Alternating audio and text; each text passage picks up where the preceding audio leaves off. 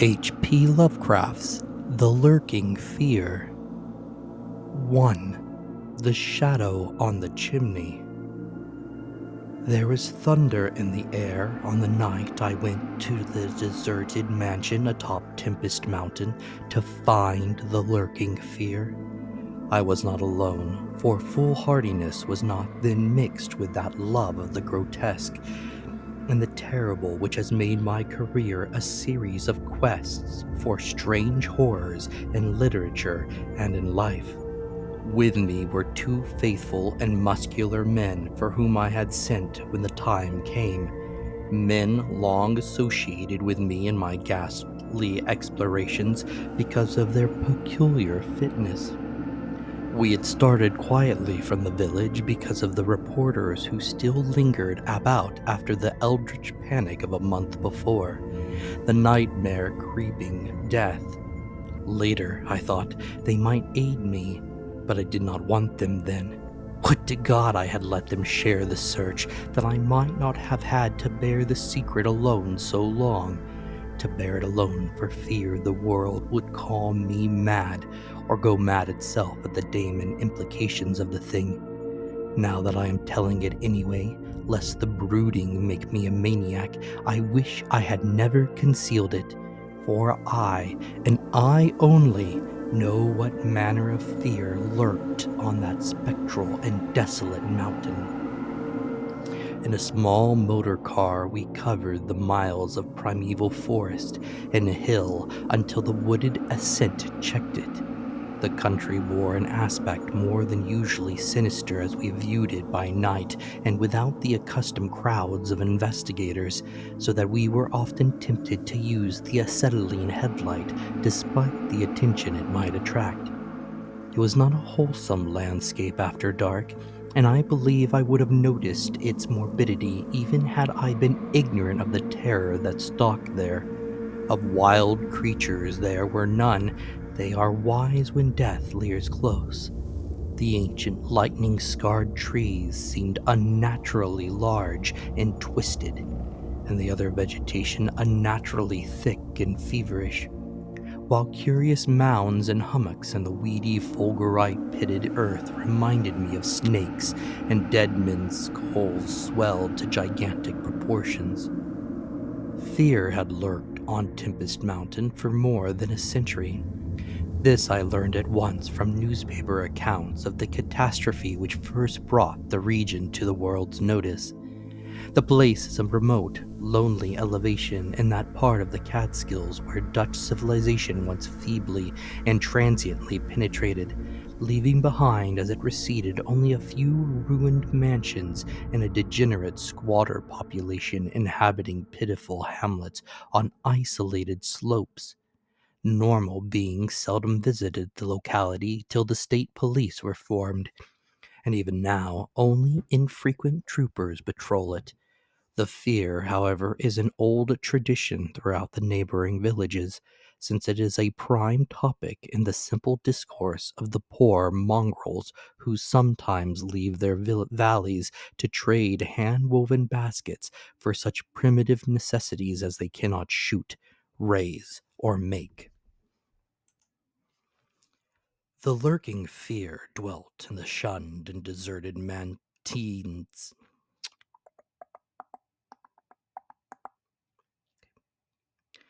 The lurking fear dwelt in the shunned and deserted Martins mansion, which crowned the high but gradually eminence whose liability to frequent thunderstorms gave it the name of Tempest Mountain.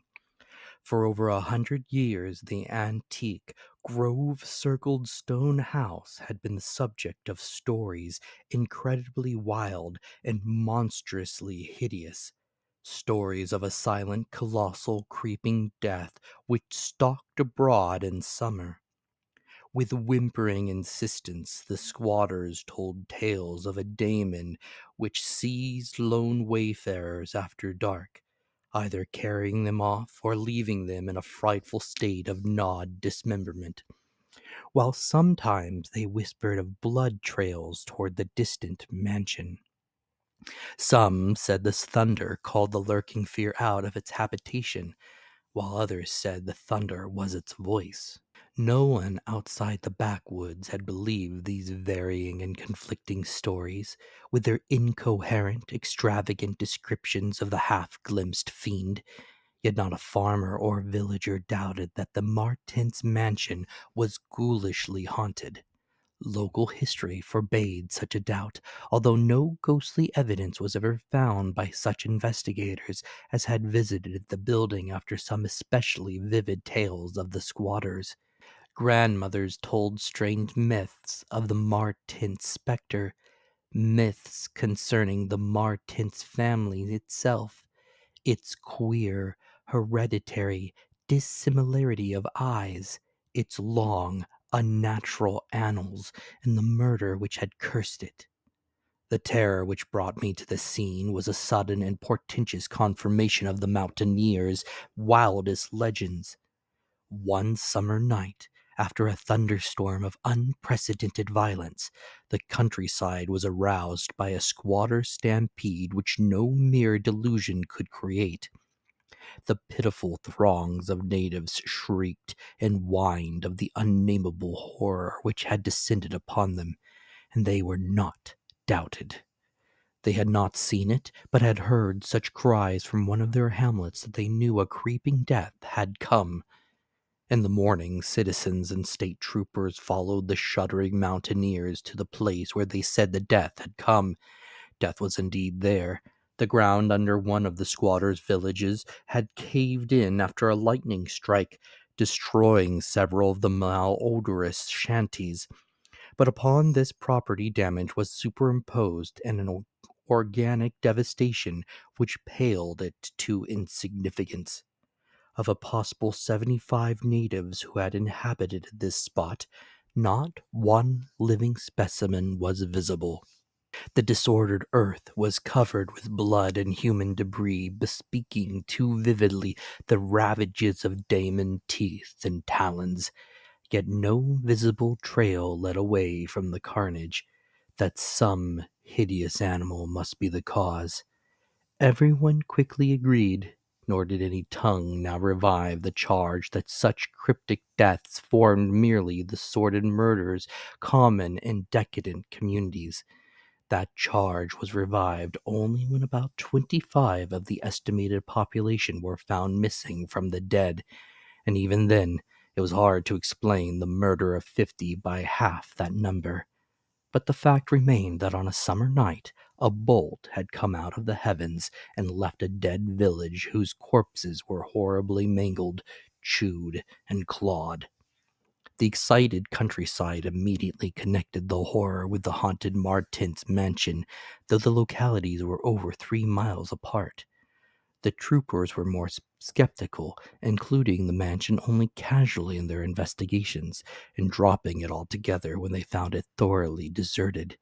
Country and village people, however, canvassed the place with infinite care, overturning everything in the house, sounding ponds and brooks, beating down bushes, and ransacking the nearby forests.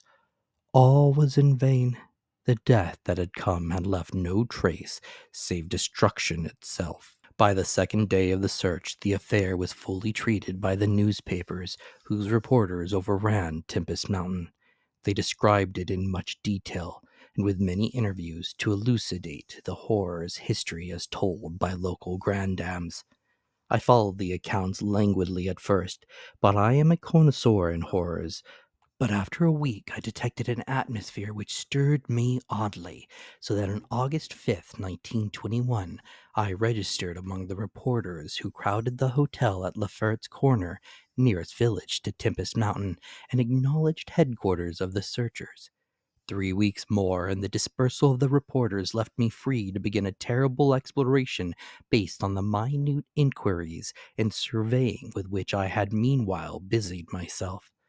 So on this summer night, while distant thunder rumbled, I left a silent motor car and tramped with 2 armed companions up the last mound-covered reaches of Tempest Mountain, casting the beams of an electric torch on the spectral gray walls that began to appear through giant oaks ahead.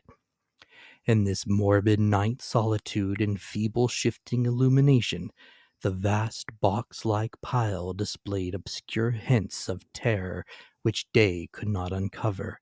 Yet I did not hesitate, since I had come with fierce resolution to test an idea. I believed that the thunder called the death daemon out of some fearsome secret place, and be that daemon solid entity or vaporous pestilence, I meant to see it. I had thoroughly searched the ruin before, hence knew my plan well. Choosing as the seat of my vigil the old room of Jan Martens, whose murder looms so great in the rural legends, I felt subtly that the apartment of this ancient victim was best for my purposes.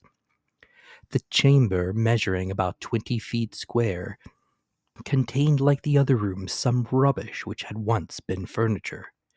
It lay on the second story on the southeast corner of the house, and had an immense east window and narrow south window, both devoid of panes or shutters. Opposite the large window was an enormous Dutch fireplace with scriptural tiles representing the prodigal son, and opposite the narrow window was a spacious bed built into the wall. As the tree-muffled thunder grew louder, I arranged my plan's details. First, I fastened side by side to the ledge of the large window 3 rope ladders, which I had brought with me. I knew they reached a suitable spot on the grass outside, for I had tested them.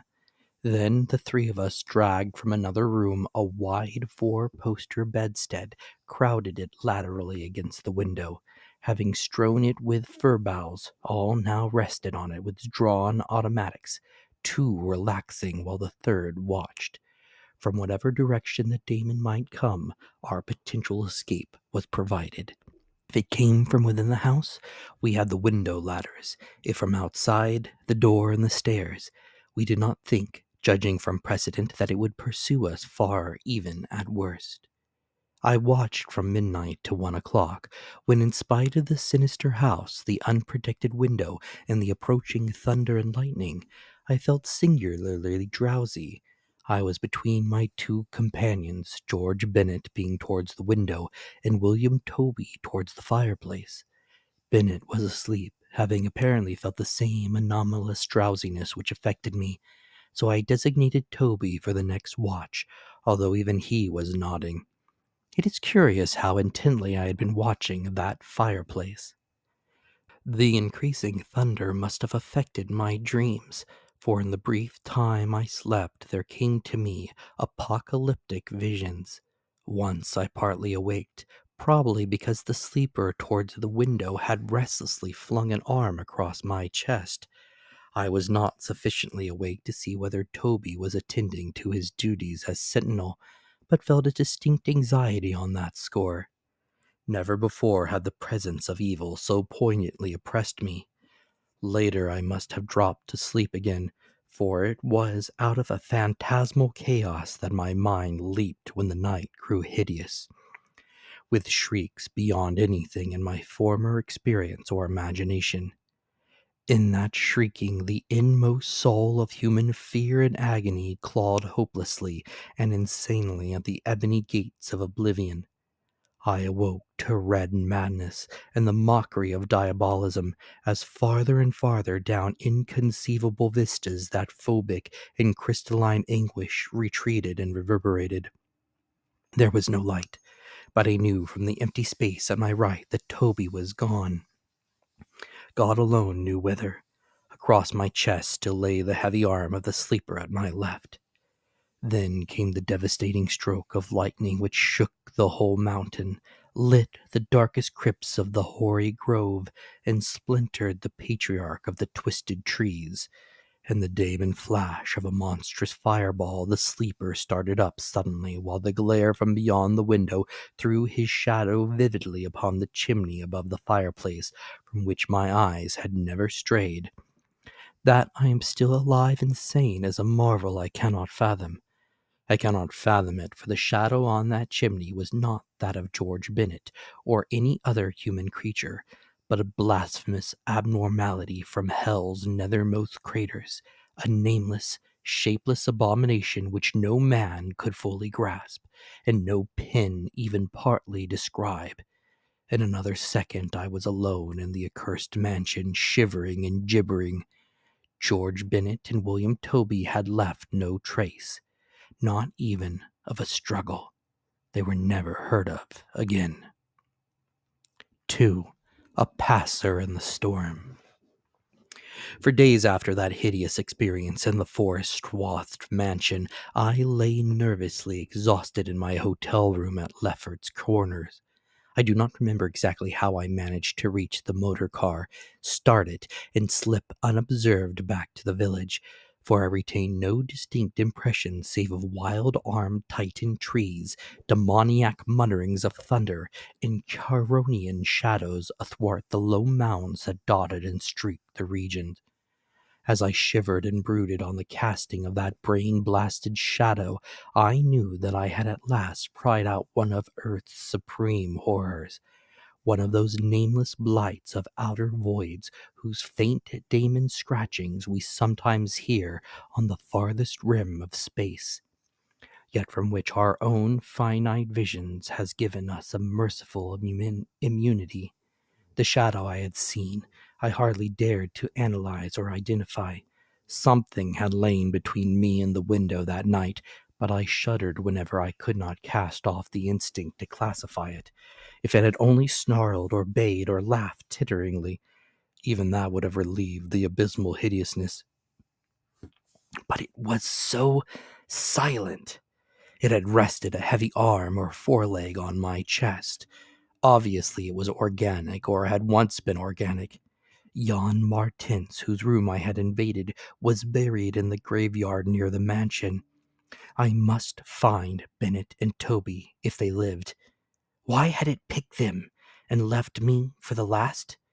Drowsiness is so stifling, and dreams are so horrible. In a short time, I realized that I must tell my story to someone or break down completely. I had already decided not to abandon the quest for the lurking fear, for in my rash ignorance it seemed to me that uncertainty was worse than enlightenment. However terrible the latter might prove to be, accordingly, I resolved in my mind the best course to pursue, whom to select for my confidences, and how to track down the thing which had obliterated 2 men and cast a nightmare shadow. My chief acquaintances at Lefferts Corner had been the affable reporters, of whom several still remained to collect final echoes of the tragedy. It was from these that I determined to choose a colleague, and the more I reflected, the more my preference inclined toward one Arthur Munro, a dark, lean man of about 35, whose education, taste, intelligence, and temperament all seemed to mark him as one not bound to conventional ideas and experiences. On an afternoon in early September, Arthur Munro listened to my story. I saw from the beginning that he was both interested and sympathetic, and when I had finished, he analyzed and discussed the thing with the greatest shrewdness and judgment. His advice, moreover, was eminently practical, for he recommended a postponement of operations at the Martins mansion until we might become fortified with more detailed historical and geographical data. On his initiative, we combed the countryside for information regarding the terrible Martins family and discovered a man who possessed a marvelously illuminating ancestral diary. We also talked at length with some of the mountain mongrels as he had not fled from the terror and confusion to remoter slopes, and arranged to proceed our culminating task, the exhaustive and definitive examination of the mansion in the light of its detailed history, with an equally exhaustive and definitive examination of spots associated with the various tragedies of squatter legend. The results of this examination were not at first very enlightening, though our tabulation of them seemed to reveal a fairly significant trend. namely, that the number of reported horrors was by far the greatest in areas either comparatively near the avoided house or connected with it by stretches of the morbidly overnourished forest. There were, it is true, exceptions. Indeed, the horror which had caught the world's ear had happened in a treeless space remote alike from the mansion and from any connecting woods. As to the nature and appearance of the lurking fear, nothing could be gained from the scared and witless shanty dwellers. In the same breath, they called it a snake and a giant, a thunder devil and a bat, a vulture and a walking tree. We did, however, deem ourselves justified in assuming that it was a living organism highly susceptible to electrical storms, and although certain of the stories suggested wings, we believe that its aversion for open spaces made land locomotion a more probable theory. The only thing really incompatible with the latter view was the rapidity with which the creature must have traveled in order to perform all the deeds attributed to it. When we came to know the squatters better, we found them curiously likable in many ways. Simple animals they were, gently descending the evolutionary scale because of their unfortunate ancestry and stultifying isolation. They feared outsiders, but slowly grew accustomed to us, finally helping vastly when we beat down all the thickets and tore out all the partitions of the mansion in our search for the lurking fear. When we asked them to help us find Bennett and Toby, they were truly distressed, for they wanted to help us, yet knew that these victims had gone as wholly out of the world as their own missing people, that great numbers of them had actually been killed and removed, just as the wild animals had long been exterminated. We were, of course, thoroughly convinced, and we waited apprehensively for further tragedies to occur. By the middle of October, we were puzzled by our lack of progress. Owing to the clear nights, no demoniac aggressions had taken place, and the completeness of our vain searches of house and country almost drove us to regard the lurking fear as a non-material agency. We feared that the cold weather would come on and halt our explorations, for all agreed that the daemon was generally quiet in winter. Thus, there was a kind of haste and desperation in our last daylight canvass of the horror-visited hamlet, a hamlet now deserted because of the squatter's fears. The ill-fated squatter hamlet had borne no name, but had long stood in a sheltered though treeless cleft between two elevations called respectively Cone Mountain and Maple Hill. It was closer to Maple Hill than to Cone Mountain, some of the crude abodes indeed being dugouts on the side of the former eminence. Geographically, it lay about 2 miles northwest of the base of Tempest Mountain and 3 miles from the oak-girt mansion. Of the distance between the hamlet and the mansion, fully 2 miles and a quarter on the hamlet side was entirely open country, the plain being of fairly level character, save for some of the low snake-like mounds, and having as vegetation only grass and scattered weeds.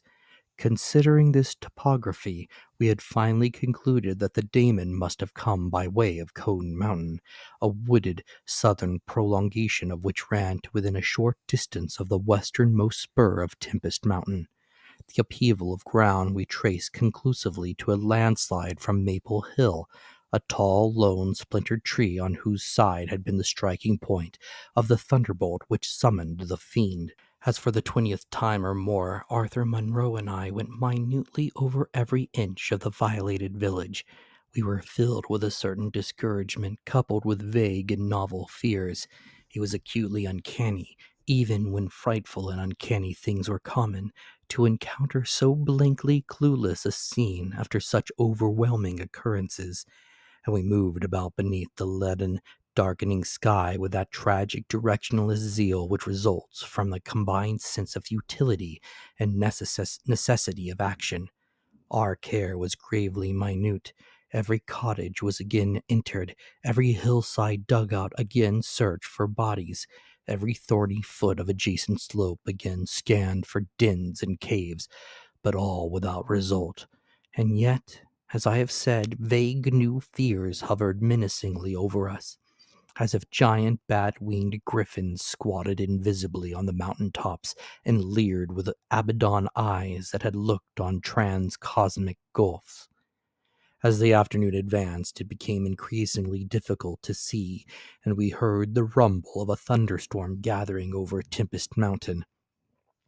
This sound in such a locality naturally stirred us, though less than it would have done at night.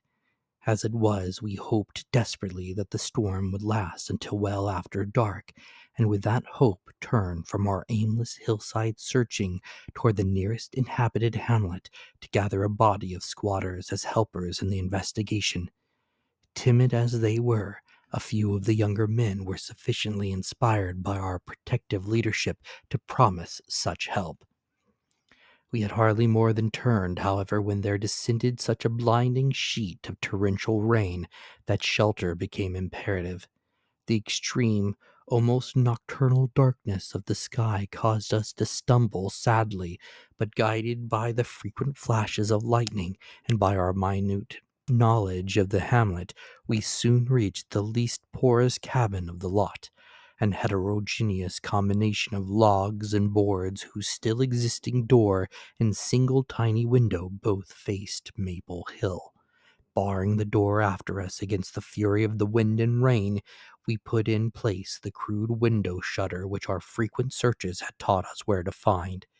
It was dismal sitting there on rickety boxes in the pitchy darkness, but we smoked pipes and occasionally flashed our pocket lamps about. Now and then we could see the lightning through the cracks in the wall. The afternoon was so incredibly dark that each flash was extremely vivid. The stormy vigil reminded me shudderingly of my ghastly night on Tempest Mountain. My mind turned to that odd question which had kept reoccurring ever since the nightmare thing had happened, and again I wondered why the daemon, approaching the three watchers either from the window or the interior, had begun with the men on each side and left the middleman till the last, when the Titan fireball had scared it away. Why had it not taken its victims in natural order, with myself second, from whichever direction it had approached? With what manner of far-reaching tentacles did it prey? Or did it know that I was the leader and save me for a fate worse than that of my companions? In the midst of these reflections, as if dramatically arranged to intensify them, there fell nearby a terrific bolt of lightning, followed by the sound of sliding earth. At the same time, the wolfish wind rose to demoniac crescendos of ululations. We were sure that the lone tree on Maple Hill had been struck again, and Monroe rose from his box and went to the tiny window to ascertain the damage. When he took down the shutter, the wind and rain howled deafeningly, so that I could not hear what he said, but I waited while he leaned out and tried to fathom nature's pandemonium. Gradually, a calming of the wind and dispersal of the unusual darkness told of the storm's passing. I had hoped it would last into the night to help our quest, but a furtive sunbeam from a knothole behind me removed the likelihood of such a thing. Suggesting to Monroe that we had better get some light even if more showers came, I unbarred and opened the crude door. The ground outside was a singular mass of mud and pools, with fresh heaps of earth from the slight landslide, but I saw nothing to justify the interest which kept my companion silently leaning out the window. Crossing to where he leaned, I touched his shoulder, but he did not move. Then, as I playfully shook him and turned him around, I felt the strangling tendrils of a cancerous horror whose roots reached into illimitable pasts and fathomless abysms of the night that broods beyond the time. For Arthur Monroe was dead, and on what remained of his chewed and gouged head there is no longer a face. 3. What the red glare meant. On the tempest-racked night of November 8th, 1921, with a lantern which cast charnel shadows, I stood digging alone and idiotically in the grave of Jan Mortens. I had begun to dig in the afternoon because a thunderstorm was brewing, and now that it was dark and the storm had burst above the maniacally thick foliage, I was glad. I believe that my mind was partly unhinged by events since August 5th. The Damon shadow in the mansion, the general strain and disappointment, and the thing that occurred at the hamlet in an October storm. After that thing, I had dug a grave for one whose death I could not understand. I knew that others could not understand either, so let them think Arthur Monroe had wandered away. They searched, but found nothing. The squatters might have understood, but I dared not frighten them more. I myself seemed strangely callous. That shock at the mansion had done something to my brain, and I could think only of the quest for a horror now grown to cataclysmic stature in my imagination. A quest which the fate of Arthur Monroe made me vow to keep silent and solitary. The scene of my excavations would alone have been enough to unnerve any ordinary man. Baleful primal trees of unholy size, age, and grotesqueness leered above me like the pillars of some hellish druidic temple, muffling the thunder, hushing the clawing wind, and admitting but little rain. Beyond the scarred trunks in the background, illumined by faint flashes of filtered lightning, rose the damp, ivied stones of the deserted mansion, while somewhat nearer was the abandoned Dutch garden whose walks and beds were polluted by a white, fungus, fetid, overnourished vegetation that never saw full daylight. And nearest of all was the graveyard, where deformed trees tossed insane branches as their roots displayed unhollowed slabs and sucked venom from what lay below. Now and then, beneath the brown pall of leaves that rotted and festered in the antediluvian forest darkness, I could trace the sinister outlines of some of those low mounds which characterize the lightning-pierced regions. History had led me to this archaic grave. History, indeed, was all I had after everything else ended in mocking Satanism. I now believed that the lurking fear was no material thing, but a wolf-fanged ghost that rode the midnight lightning. And I believed, because of the masses of local tradition I had unearthed in my search with Arthur Monroe, that the ghost was that of Jan Martens, who died in 1762. That is why I was digging idiotically in his grave. The Martens mansion was built in 1670 by Gerrit Martens, a wealthy New Amsterdam merchant who disliked the changing order under British rule and had constructed this magnificent domicile on a remote woodland summit whose untrodden solitude and unusual scenery pleased him. The only substantial disappointment encountered in this site was that which concerned the prevalence of violent thunderstorms in summer. When selecting the hill and building his mansion, Mynheer Martens had laid these frequent natural outbursts to some peculiarity of the year, but in time he perceived that the locality was especially liable to such phenomena. At length, having found these storms injurious to his health, he fitted up a cellar into which he could retreat from their wildest pandemonium. Of Gerrit Martens's descendants less is known than of himself, since they were all reared in hatred of the English civilization and trained to shun such of the colonists as accepted it. Their life was exceedingly secluded, and people declared that their isolation had made them heavy of speech and comprehension. In appearance, all were marked by a peculiar inherited dissimilarity of eyes, one generally being blue and the other brown. Their social contacts grew fewer and fewer, till at last they took to intermarrying with the numerous menial class about the state. Many of the crowded family degenerated, moving across the valley, and merged with the mongrel population which was later to produce the pitiful squatters. The rest had stuck sullenly to their ancestral mansion, becoming more and more clannish and taciturn, yet developing a nervous responsiveness to the frequent thunderstorms. Most of the information reached the outside world through young Jan Martins, who from some kind of restlessness joined the colonial army when news of the Albany Convention reached Tempest Mountain. He was the first of Garrett's descendants to see much of the world, and when he returned in 1760, after 6 years of campaigning, he was hated as an outsider by his father, uncles, and brothers, in spite of his dissimilar Martins eyes. No longer could he share the peculiarities and prejudices of the Martinses, while the very mountain thunderstorms failed to intoxicate him as they had before. Instead, his surroundings depressed him, and he frequently wrote to a friend in Albany of plans to leave the paternal roof. In the spring of 1763, Jonathan Gifford, the Albany friend of Jan Martins, became worried by his correspondent's silence, especially in view of the conditions and quarrels at the Martins mansion. Determined to visit Jan in person, he went into the mountains on horseback. His diary states that he reached Tempest Mountain on September 20th, finding the mansion in great decrepitude. The sullen, odd-eyed Martinses, whose unclean animal aspect shocked him, told him in broken gutturals that Jan was dead.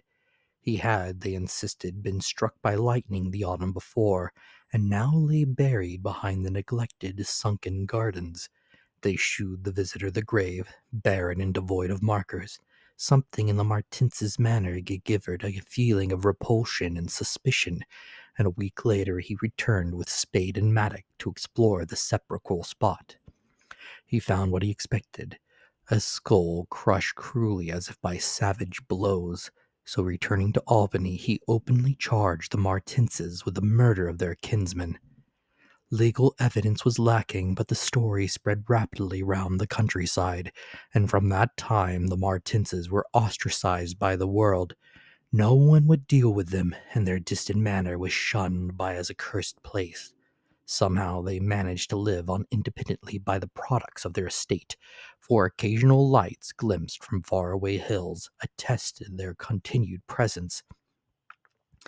These lights were seen as late as 1810, but towards last they became very infrequent. Meanwhile, there grew up about the mansion and the mountain a body of diabolic legendry. The place was avoided with doubled assiduousness and invested with every whispered myth tradition could supply. It remained unvisited till 1816, when the continued absence of lights was noticed by the squatters. At that time, a party made investigations, finding the house deserted and partly in ruins. There were no skeletons about, so that departure rather than death was inferred. The clan seemed to have left several years before, and improvised penthouses shewed how numerous it had grown prior to its migration. Its cultural level had fallen very low, as proved by decaying furniture and scattered silverware which must have been long abandoned when its owners left. But though the dreaded Martinses were gone, the fear of the haunted house continued, and grew very acute when new and strange stories arose among the mountain decadents. There it stood, deserted, feared, and linked with the vengeful ghost of Jan Martins. There it still stood on the night I dug in Jan Martins's grave. I have described my protracted digging as idiotic, and such it indeed was in object and method. The coffin of Jan Martins had soon been unearthed, and now held only dust and nitre, but in my fury to exhume his ghost I delved irrationally and clumsily down beneath where he had lain. God knows what I had expected to find. I only felt that as I was digging in the grave of a man whose ghost stalked by night. It is impossible to say what monstrous depth I had attained when my spade and soon my feet broke through the ground beneath.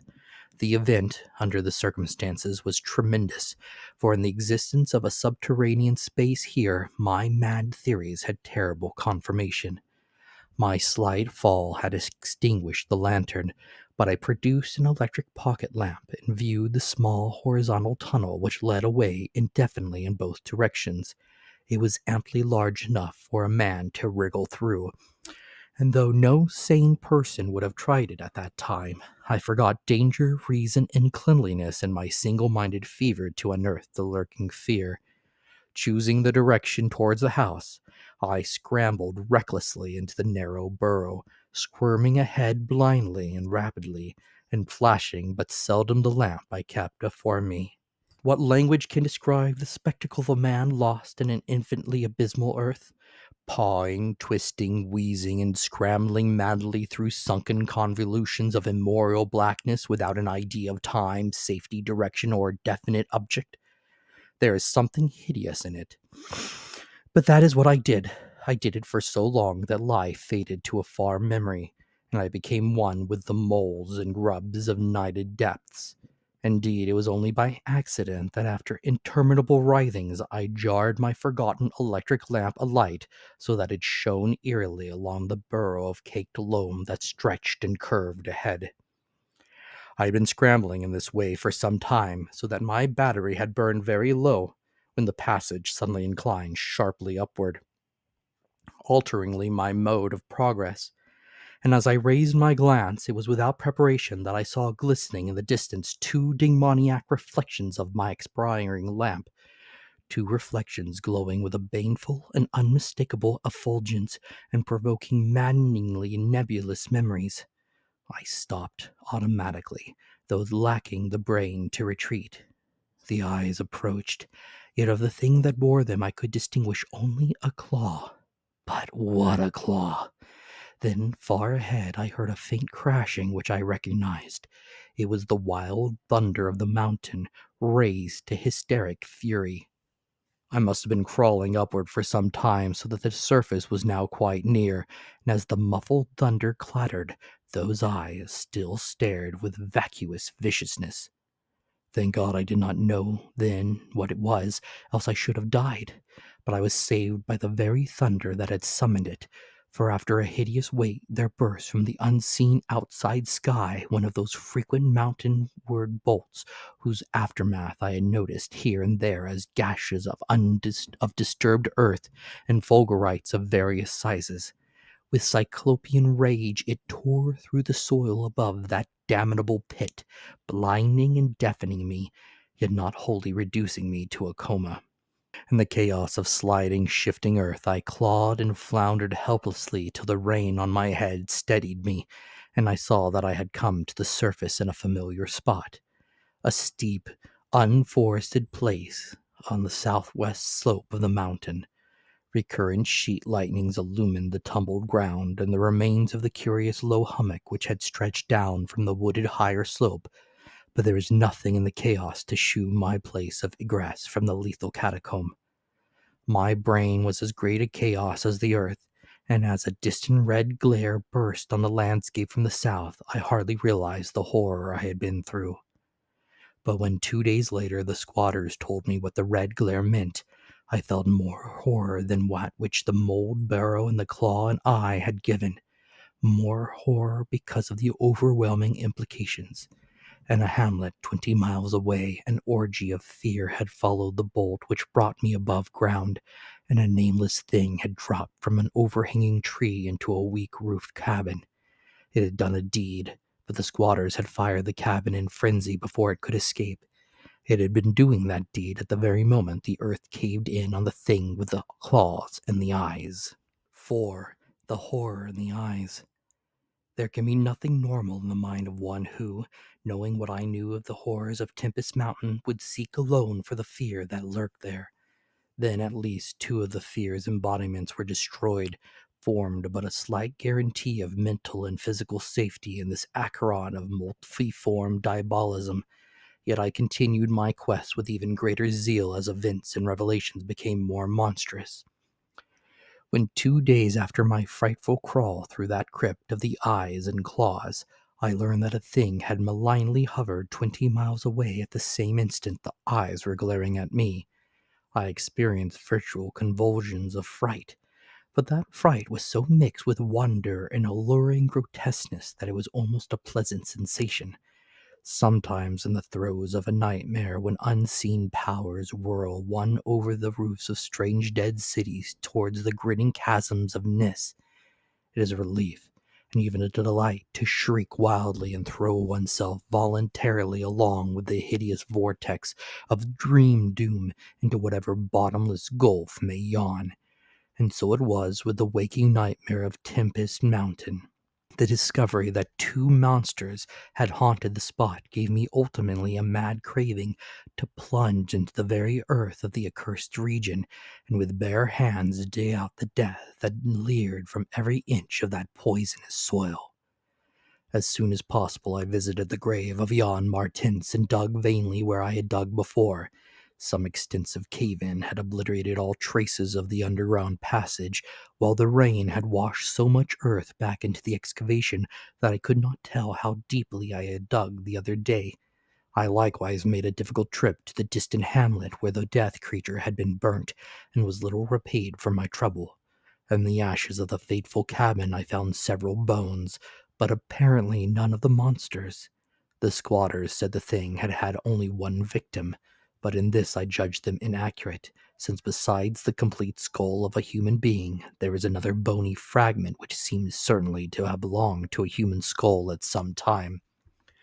Though the rapid drop of the monster had been seen, no one could say just what the creature was like. Those who had glimpsed it called it simply a devil. Examining the great tree where it had lurked, I could discern no distinctive marks. I tried to find some trail into the black forest, but on this occasion could not stand the sight of those morbidly large boles, or of those vast serpent-like roots that twisted so malevolently before they sank into the earth. My next step was to re-examine with microscopic care the deserted hamlet where death had come most abundantly, and where Arthur Monroe had seen something he never lived to describe. Though my vain previous searches had been exceedingly minute, I now had new data to test, for my horrible crave crawl convinced me that at least one of the phases of the monstrosity had been an underground creature. This time, on the 14th of November, my quest concerned itself mostly with the slopes of Cone Mountain and Maple Hill, where they overlooked the unfortunate hamlet, and I gave particular attention to the loose earth of the landscaped region on the latter eminence. The afternoon of my search brought nothing to light, and dusk came as I stood on Maple Hill looking down at the hamlet and across the valley to Tempest Mountain. There had been a gorgeous sunset, and now the moon came up, nearly full and shedding a silver flood over the plain, the distant mountainside, and the curious low mounds that rose here and there. It was a peaceful Arcadian scene, but knowing what it hid, I hated it. I hated the mocking moon, the hypocritical plain, the festering mountain, and those sinister mounds. Everything seemed to me tainted with a loathsome contagion and inspired by a noxious alliance with distorted hidden powers. Presently, as I gazed abstractedly at the moonlit panorama, my eye became attracted by something singular in the nature and arrangement of a certain topographical element. Without having any exact knowledge of geology, I had from the first been interested in the odd mounds and hummocks of the region. I had noticed that they were pretty widely distributed around Tempest Mountain, though less numerous on the plain than near the hilltop itself, where prehistoric glaciation had doubtless found feebler opposition to its striking and fantastic caprices. Now, in the light of that low moon, which cast long, weird shadows, it struck me forcibly that the various points and lines of the mound system had a peculiar relation to the summit of Tempest Mountain. That summit was undeniably a center from which the lines or rows of points radiated indefinitely and irregularly, as if the unwholesome Martin's mansion had thrown visible tentacles of terror. The idea of such tentacles gave me an unexplained thrill, and I stopped to analyze my reason for believing these mounds glacial phenomena. The more I analyzed, the less I believed, and against my newly opened mind there began to beat grotesque and horrible analogies based on superficial aspects and upon my experience beneath the earth. Before I knew it, I was uttering frenzied and disjointed words to myself. My God! Molehills! The damnable place must be honeycombed! How many? That night at the mansion, they took Bennett and Toby first, on each side of us. Then I was digging frantically into the mound which had stretched nearest me, digging desperately, shiveringly, but almost jubilantly, digging and at last shrieking aloud with some unplaced emotion as I came upon a tunnel or burrow just like the one through which I had crawled on that other demoniac night. After that, I recall running, spade in hand, a hideous run across moonlit, mound-marked meadows and through diseased, precipitous abysses of haunted hillside forests, leaping, screaming, panting, pounding towards the terrible Martins mansions. I recall digging unreasonably in all parts of the briar-choked cellar, digging to find the core and center of that malignant universe of mounds. And then I recall how I laughed when I stumbled on the passageway, the hole at the base of the old chimney where the thick weeds grew and cast queer shadows in the light of the lone candle I had happened to have with me. What still remained down in that hell hive, lurking and waiting for the thunder to arouse it, I did not know. Two had been killed, perhaps that had finished it, but still there remained that burning determination to reach the innermost secrets of the fear, which I had once more come to deem definite, material, and organic. My indecisive speculation whether to explore the passage alone and immediately with my pocket light, or to try to assemble a band of squatters for the quest, was interrupted after a time by a sudden rush of wind from outside, which blew out the candle and left me in stark blackness. The moon no longer shone through the chinks and apertures above me, and with a sense of fateful alarm, I heard the sinister and significant rumble of approaching thunder. A confusion of associated ideas possessed my brain, leading me to grope back towards the farthest corner of the cellar. My eyes, however, never turned away from that horrible opening at the base of the chimney, and I began to get glimpses of the crumbling bricks and unhealthy weeds as faint glows of lightning penetrated the woods outside and illumined the chinks in the upper wall. Every second I was consumed with a mixture of fear and curiosity. What would the storm call forth? Or was there anything left for it to call? Guided by a lightning flash, I settled myself down behind a dense clump of vegetation through which I could see the opening without being seen. If heaven is merciful, it will some day efface from my consciousness the sight that I saw and let me live my last years in peace. I cannot sleep at night now, and have to take opiates when it thunders. The thing came abruptly and unannounced. A daemon, rat-like scurrying from pits remote and unimaginable.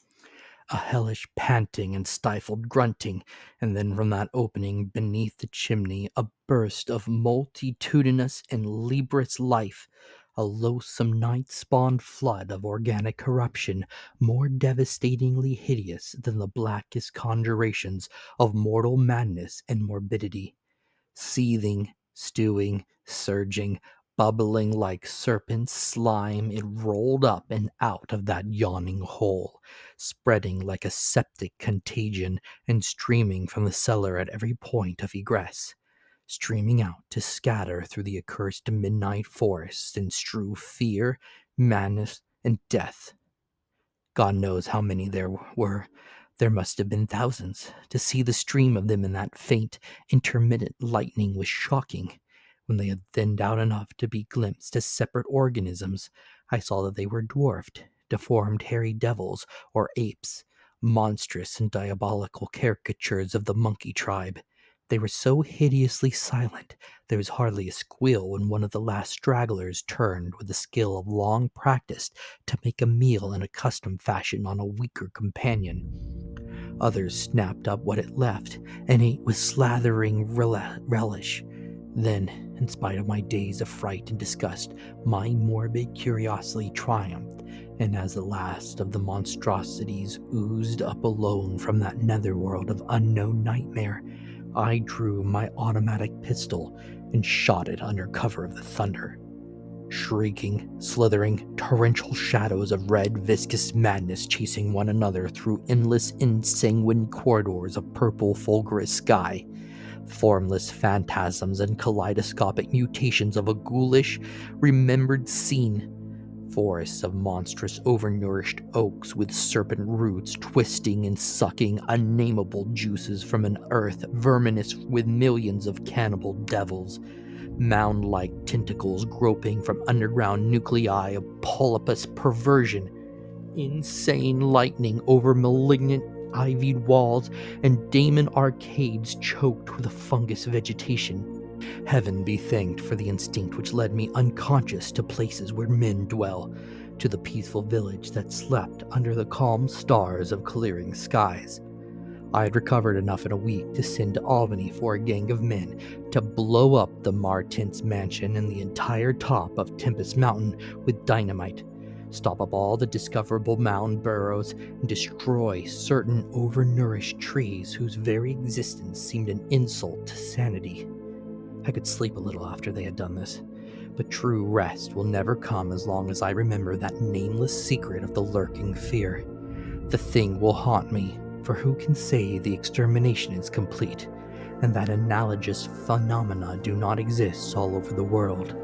Who can, with my knowledge, think of the Earth's unknown caverns without a nightmare dread of future possibilities? I cannot see a well or a subway entrance without shuddering. Why cannot the doctors give me something to make me sleep, or truly calm my brain when it thunders?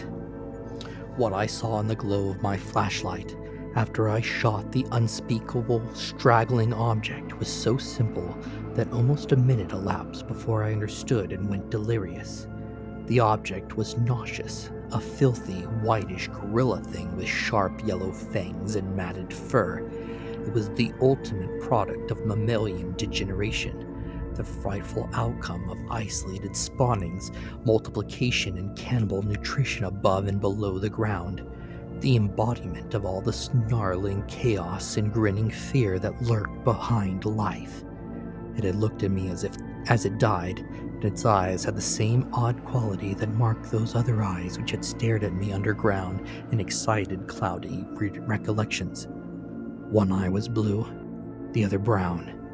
They were the dissimilar Martins eyes of the old legends, and I knew in one inundated cataclysm of voiceless horror what had become of that vanished family, the terrible and thunder-crazed house of Martins.